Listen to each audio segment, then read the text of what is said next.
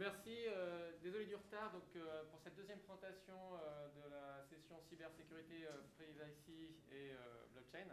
Et donc, on accueille Ludovic Dubosc, qui est fondateur et président depuis 17 ans de la société XWiki, et qui là va présenter un autre produit de cette société qui fait le système XWiki bien connu, qui est CryptPad. Alors bonjour, désolé des problèmes de connexion. La présentation est sur la confidentialité des données, comment on peut imposer cette confidentialité par un chiffrement de bout en bout. Alors déjà, qui je suis ? Je suis le président d'XWiki SAS, je suis le créateur du logiciel XWiki, qui est un wiki d'entreprise. L'objectif, c'est de partager de l'information. Ça fait 17 années que je fais de l'open source. XWiki SAS, c'est 40 employés. Et CryptPad, c'est un projet qu'on a lancé maintenant depuis un peu plus de 5 ans, qui est issu de nos projets de recherche sur l'édition collaborative temps réel, et qui est aujourd'hui une équipe de 3 personnes chez XWiki SAS. Donc c'est un petit projet, mais qui a déjà un certain succès. Alors, la question, c'est pourquoi chiffrer déjà ? Pourquoi chiffrer les données ? En fait, ça part aussi d'une phrase que la FSF utilise, qui est « There is no cloud, just other people's computer ». Donc en fait, quand on utilise le cloud, il ne faut jamais oublier qu'en fait, on utilise des ordinateurs qui sont gérés par quelqu'un d'autre. Donc quand on utilise un service en ligne, qu'il soit cloud, qu'il soit même interne à son entreprise, on est en train de ne pas utiliser son propre ordinateur et on utilise quelque chose qu'on ne contrôle pas. Alors dans le cloud, aujourd'hui, on a des données qui ont de plus en plus de valeur et qui sont de plus en plus exploitées. Alors, exploitées de différentes façons. Ça peut être parce qu'on les vole, mais ça peut être aussi parce qu'on les valorise, par exemple, pour la publicité en ligne. Et c'est une raison aussi de chiffrer ces données. Cette raison, elle tourne autour de la RGPD, de la GDPR, qui n'est absolument pas respectée, puisque par exemple l'IAB vient d'annoncer qu'ils allaient être probablement reconnus responsables d'avoir fait des consent, des boîtes d'acceptation considérées comme en breach du RGPD. L'IAB, c'est l'Internet Advertising Bureau, c'est-à-dire la plus grande association des publicitaires sur Internet, donc qui aurait finalement volontairement pas respecté la loi en le sachant très bien ce qu'ils étaient en train de faire. Un autre aspect, c'est que les données sont assez mal sécurisées, c'est-à-dire autant que peuvent le dire les fournisseurs ou les gestionnaires de données. Je vous promets, j'ai mis des barbelés autour de la donnée, il n'y a pas de souci, j'ai protégé comme il fallait, etc. Elles sont en réalité mal sécurisées. Un petit chiffre, 80% des attaques sur les données viennent de l'intérieur, déjà, pour commencer. Donc, on a beau mettre des barbelés autour des données, si les employés peuvent les lire, il y a déjà une insécurité de la donnée. Alors, CryptPad, c'est une nouvelle approche de la sécurité et de la confidentialité de l'information. Alors, qu'est-ce que c'est effectivement la sécurité avant de faire du chiffrement ? C'est d'abord une histoire de confiance. En fait, depuis qu'on met en place des services à distance, en commençant par le mail par exemple, une boîte mail, c'est un service à distance à un moment donné, en fait, les administrateurs de ces services ont accès à tout. Alors, un administrateur système dans une entreprise, c'est pas quelqu'un qui est hiérarchiquement très très haut dans l'entreprise. Et pourtant, il a accès à tout.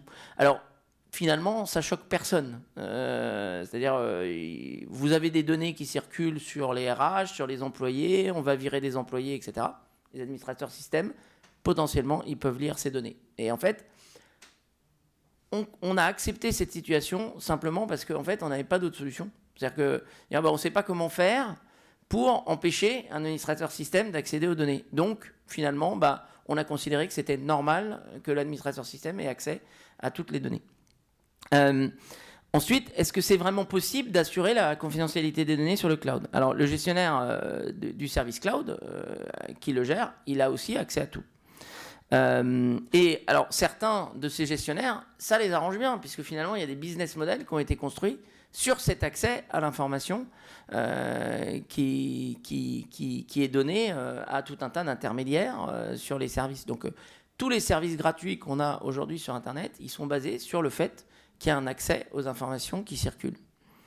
Alors le chiffrement, il change la donne. Alors qu'est-ce que c'est les principes clés de CryptPad ?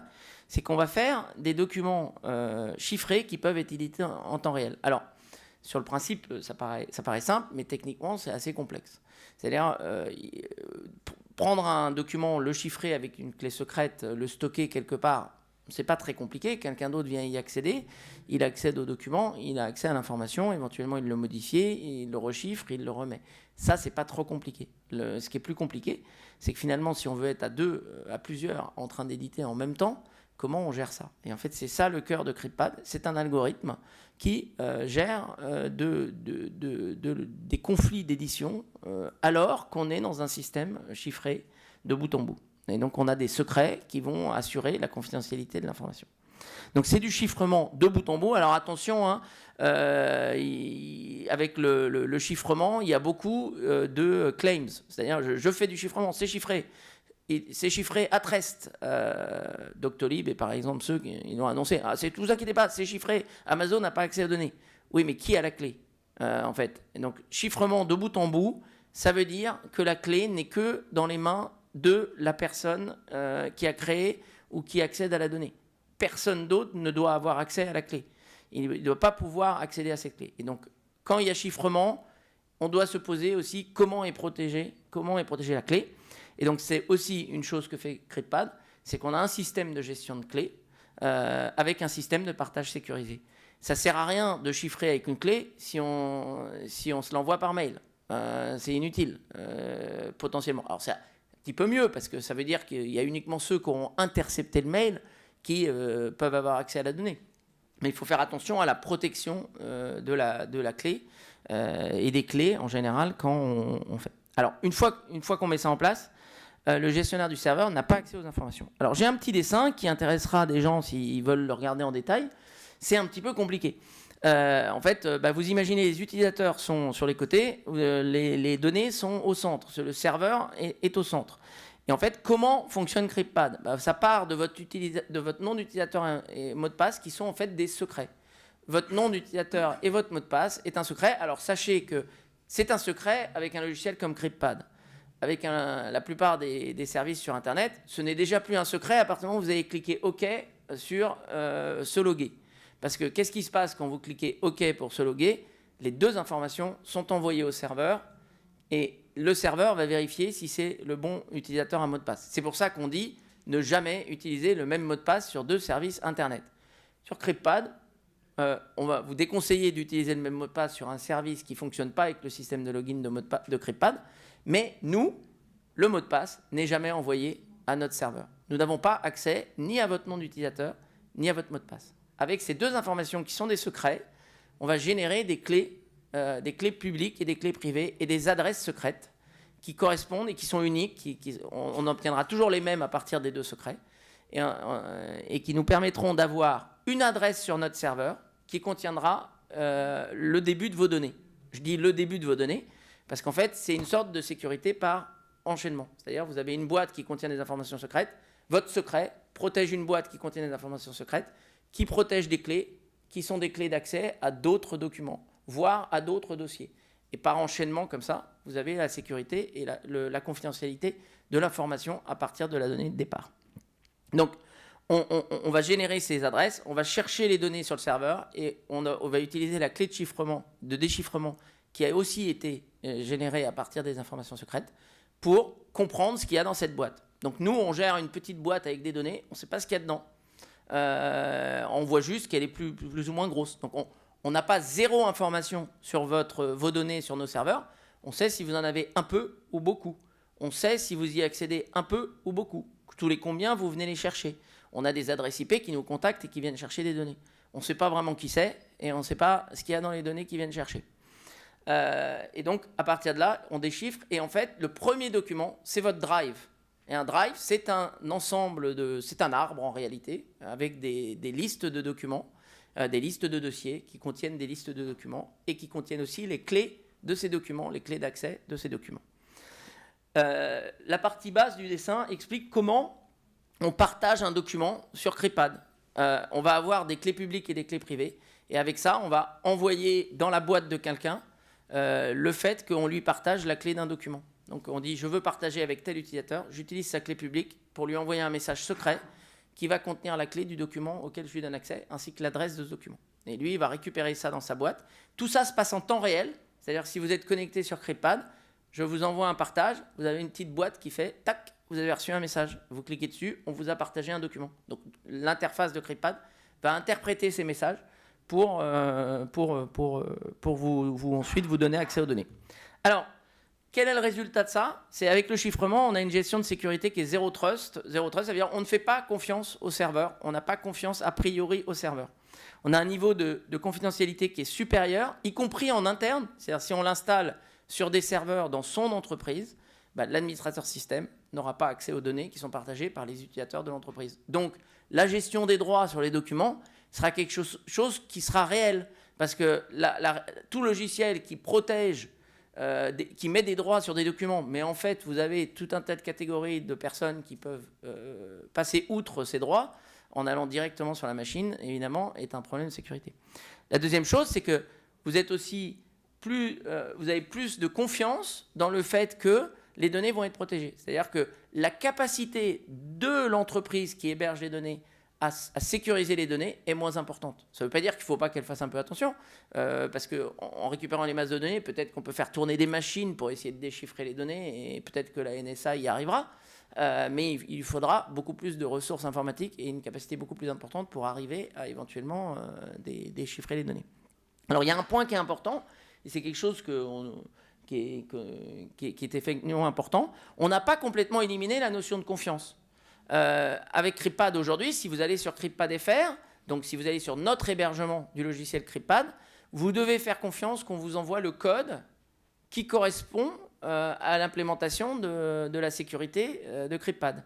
On pourrait vous envoyer un code qui vole les clés et qui nous les renvoie. C'est possible. Donc quand on utilise un logiciel qui fait du chiffrement, on doit avoir confiance dans le logiciel qui est donné. Aujourd'hui, il n'y a pas encore tout à fait les solutions pour créer cette confiance. En fait, on a fait des prototypes pour essayer de créer cette confiance. Donc aujourd'hui, on va vous dire, si vous voulez avoir confiance, d'abord, vous aurez installez-le, comme ça vous savez ce que vous installez. Auditez le code avec les capacités que vous pouvez avoir en sécurité, ce qui n'est pas un problème simple, il faut le reconnaître. Mais sinon, si vous utilisez un service en ligne, vous devez faire confiance à l'hébergeur, au moins pour le code. Alors, il y a un point important, c'est qu'il y a une différence quand même importante entre décider de modifier le code pour vous voler vos données et juste regarder des données qui sont devant nous. Et moi, j'ai tendance à faire la comparaison entre... en fait, c'est l'équivalent de est-ce qu'on détourne les yeux si on voit des gens nus en face de son immeuble. Est-ce qu'on va détourner les yeux? Bon, c'est pas la même chose que décider d'aller essayer de voir des gens qui seraient nus. C'est pas le même acte. Donc, en gros, un hacking actif par rapport à un hacking passif.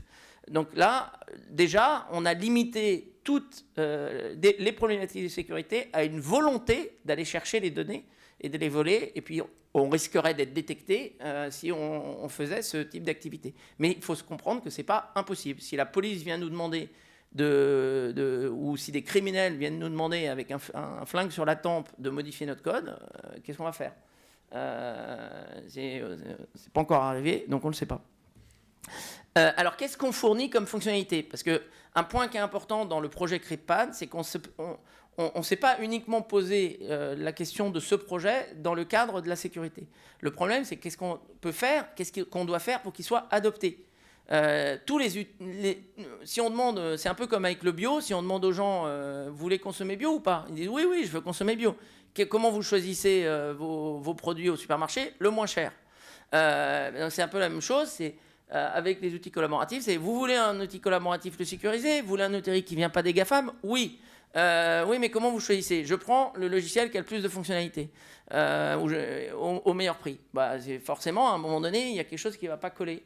Vu les nombres de millions qu'ont les GAFAM pour développer leurs solutions et combien nous, on a 3 personnes, je rappelle, forcément, on ne va pas avoir tout. Mais on en a pas mal. Et donc, justement, on se pose la question, qu'est-ce qu'on doit offrir pour que les gens commencent effectivement à adopter ce type de solution plutôt que rester sur les solutions concurrentes? 10 pads différents. Donc, on a bossé. En fait, on a toute la suite Office. Donc, on a lancé les 2 derniers éléments de la suite Office. Donc, on intègre en fait OnlyOffice, qui est un logiciel open source. Donc, 3 personnes, plus tout l'open source derrière nous, qui ont aussi développé des choses jusqu'à maintenant. OnlyOffice, c'est une suite Office faite par des laitons, si je ne me trompe pas, j'essaie de ne pas me tromper. Donc ils ont développé une suite Office qui est compatible, qui a de l'import et de l'export. Nous, on a porté l'import-export pour qu'il soit confidentiel, c'est-à-dire pour qu'il fonctionne dans le navigateur sans accès aux données, parce que sinon c'était un programme en C et donc il fallait il fallait le faire tourner sur un serveur ou alors déployer des softwares sur les postes utilisateurs. Mais on l'a porté en WebAssembly pour qu'en fait il tourne dans le navigateur. Donc on fait de la conversion de documents Office, Open Document et format Office pour les amener dans les éditeurs de OnlyOffice à l'intérieur de CryptPad. Donc c'est un fork de CryptPad, de OnlyOffice, mais on est capable de mettre à jour les versions. Donc on suit les versions de OnlyOffice, on récupère leur code et on le recompile pour l'intégrer dans notre solution à nous, dans CryptPad. Donc on a un pad WYSIWYG avec des commentaires sur les documents, on a un Kanban pour gérer les tâches, on a du Markdown, on a un système de formulaire pour faire un peu l'équivalent de Google Forms, envoyer des questionnaires et récupérer des données de façon confidentielle et en sécurisant les informations. On a un petit système de dessin, on a un petit calendrier qui gère des événements. C'est pas encore un calendrier complet parce qu'il y a tout un tas de problèmes de confidentialité si on veut faire un calendrier tel que les gens voudraient les avoir. Ils veulent pouvoir inviter quelqu'un qui n'a pas le même logiciel que nous. Ben ça veut dire envoyer des données non chiffrées en dehors de CryptPad. Donc ça pose des problèmes de confidentialité. Donc on n'a pas CalDAV et on n'a pas les mails qui partent de la plateforme. Donc c'est un calendrier fermé à l'intérieur de CryptPad pour le moment. On a un Drive. Dans le Drive, on a des dossiers partagés. Donc vous pouvez faire un dossier partagé avec une liste de documents. Il y a des fonctions de partage, comme j'ai expliqué, et il y a aussi ce qu'on appelle un team, une notion de team, c'est-à-dire un drive qui contient des données communes et qui gère un volume de données communes à l'intérieur de ce team. Et il y a aussi un chat associé à ce team. Tous les pads ont des petits chats associés au document pour discuter à côté d'un document et faire des commentaires. Alors, à quoi ça ressemble ? Ça ressemble à ça. Déjà, vous allez sur cryptpad.fr ou sur une instance installée par d'autres personnes. Vous cliquez sur un de ces liens et vous avez un document qui se crée immédiatement et vous avez déjà une URL que vous pouvez partager de façon plus ou moins sécurisée en fonction du média que vous utilisez pour l'envoyer à quelqu'un d'autre. Voilà le Drive. Vous avez des dossiers avec des petits codes couleurs pour les types de documents.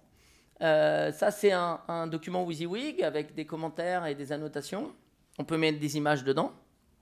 Ça, c'est un partage de pad. Donc, vous pouvez partager à vos contacts. Donc, il y a une notion de contact. Je peux rentrer en contact avec des utilisateurs. Ça veut dire que je récupère leurs clés publiques pour pouvoir leur envoyer des documents sécurisés.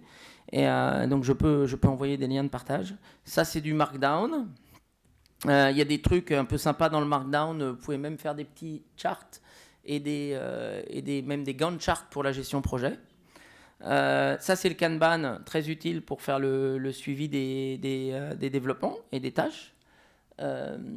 Excel, donc compatible avec un fichier Excel. A priori, la plupart des fichiers Excel vont passer, hormis si vous êtes directeur financier et que vous avez un usage très très poussé avec des macros, etc. etc.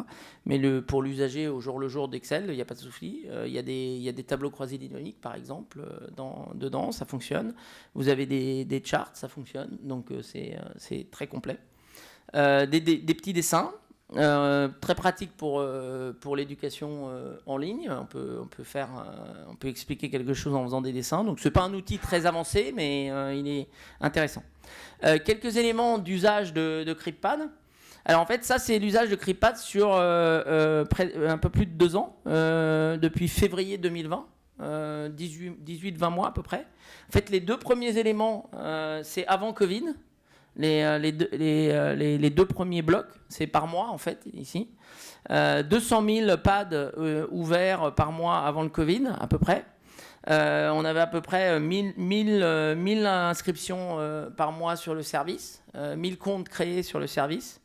En 2 semaines, on est passé de ça à 600 000 pads par mois. 2 semaines, 2 semaines et demie, c'est par semaine que ça a monté d'un coup, donc ça s'est fait vraiment très vite. Donc notre équipe a dû travailler en scalabilité, ce qui a mis à l'épreuve aussi la scalabilité de la plateforme. Je vais y revenir sur ce point. On est monté jusqu'à 1,3 million de pads en février 2021. avec des confinements en Allemagne, des fermetures d'écoles en Allemagne. CryptPad, en fait, est très utilisé en Allemagne. C'est la partie bleu clair. Toute la partie bleu clair, c'est l'usage de CryptPad en Allemagne, extrêmement utilisé en Allemagne. La France est que le 3e pays d'usage de CryptPad. La petite partie violette que vous voyez à gauche, en fait, c'est un partage de Greta Thunberg d'un pad en Inde, 500 000 visites. Donc, on a aussi justement des gens qui font connaître aussi notre outil par le fait qu'ils l'utilisent sur des partages publics. Alors, ça n'assure pas la confidentialité d'un document, évidemment. Mais en tout cas, déjà, on voit qu'on tient la charge. Ce qui est intéressant, parce que c'est un type de document particulier. CryptPad, c'est un document dynamique, c'est pas uniquement un fichier texte, hein. C'est une session temps réel qui est créée, des WebSockets qui sont ouvertes, etc. Et donc maintenant, et là on est redescendu un peu à 400 000 pads par mois, avec 5 000 inscriptions par mois sur le service, donc c'est un peu normal qu'après les confinements, ça redescende un peu. Mais on voit, sur la partie gauche, c'est les utilisateurs les plus actifs, c'est ceux qui ont des drives, et on voit que la partie drive continue à monter. Donc nos utilisateurs actifs sont de plus en plus actifs. Et finalement, on est après Covid au double d'usage de avant Covid, ce qui est un progrès intéressant. Ça, c'est que l'instance CryptPad.fr, sachant qu'on a 700 autres instances. Donc ça, c'est notre courbe des instances connues pour ceux qui ont accepté de nous renvoyer un petit ping pour qu'on sache combien d'instances on a dans le monde. Alors, vous pourriez poser la question, c'est très confidentiel, mais finalement, on sait de quel pays vous venez. C'est vrai. C'est ce que je disais tout à l'heure. C'est pas parce qu'on ne connaît pas les datas des gens qu'on n'a pas quand même des informations sur les volumes d'usage et d'où ils viennent. Et donc, nous, on fait des statistiques. Et on a décidé... Alors, un certain nombre de statistiques sont obtenues à partir des logs IP, donc uniquement à partir des logs et des IP et qui accèdent à un certain nombre d'URL de notre service. D'autres viennent de télémétrie à l'intérieur de CryptPad, donc des petites requêtes envoyées par CryptPad sur certaines actions qui sont faites. Ça nous permet de savoir quelles sont les fonctionnalités qui sont utilisées. Donc on utilise ça pour bien comprendre comment nos utilisateurs utilisent CryptPad.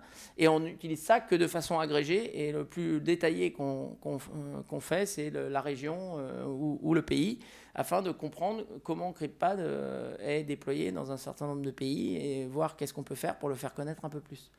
La télémétrie se désactive. Pardon ? Oui, je conclus. Alors hop, je vois. Et donc les types de pads, je vais passer là-dessus. Il y a juste un point que je trouvais intéressant de parler, c'est l'aspect écologique, la charge. En fait, tout cet usage que vous venez de voir tient en un serveur qui tourne entre 4 et 8 CPU en fonction de la charge serveur. Et alors cette slide essayait de faire une comparaison avec des données qu'on peut trouver sur Internet sur le nombre de serveurs de Google Apps.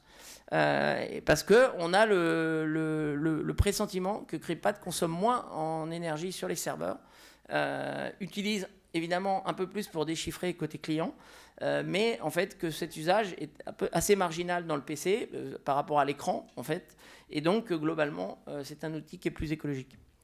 Je finis sur le financement pour indiquer que on a aussi besoin d'aide et de soutien.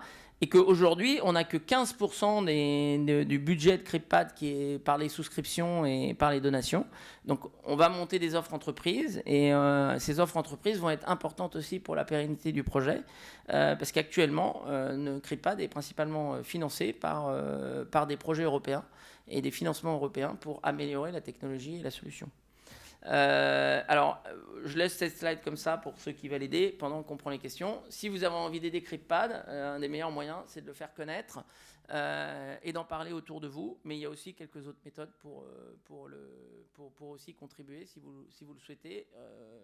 Vous avez ça sur les slides. Merci beaucoup Ludovic. Est-ce qu'il y a une question dans l'audience ? Oui. Alors, est-ce que vous pouvez vous approcher comme ça c'est possible de faire le tour et de vous approcher d'un micro ? Ou vous criez ? Non, parce qu'il faut qu'elle soit dans l'enregistrement. Voilà. Non, il faut qu'elle soit dans l'enregistrement. Ouais. Merci. Donc juste cette question, merci. Après, on est sur le stand de W2 si vous avez des questions. Alors, je suppose qu'on vous a déjà posé la question, mais pourquoi le choix de NeoFIS plutôt que LibreOffice ? Oui. Alors, effectivement, on nous a déjà posé la question un petit paquet de fois. En fait, la simple raison, c'est que NeoFIS est écrit en JavaScript et qu'il n'est pas possible au jour d'aujourd'hui de faire tourner le code de LibreOffice sur un navigateur. Donc LibreOffice Online, c'est un serveur qui fait tourner le LibreOffice et qui fait toute la logique. Donc elle ne peut pas être chiffrée de bout en bout. Et OnlyOffice est la seule suite aujourd'hui qui a les bouts de technologie nécessaires à gérer des documents Office. En tout cas, c'est la plus avancée pour gérer des documents Office côté client et donc mettre en œuvre un chiffrement. Alors, il y a une expérimentation qui a été lancée pour faire du LibreOffice en WebAssembly. Mais a priori, vu la base de code, on pense que ça va dépasser des gigas de mémoire nécessaires dans le navigateur et a priori, ça risque de pas être viable, même s'ils y arrivent. Et puis en plus, en termes d'interface, ça risque de pas être ce qu'il faut dans une interface web.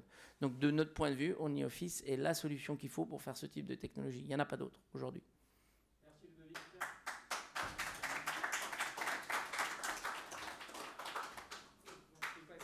Heureusement qu'il y avait la pause. Désolé. Donc là, j'attends Grégory. Moi, je viens avec le Bernard. PDF direct.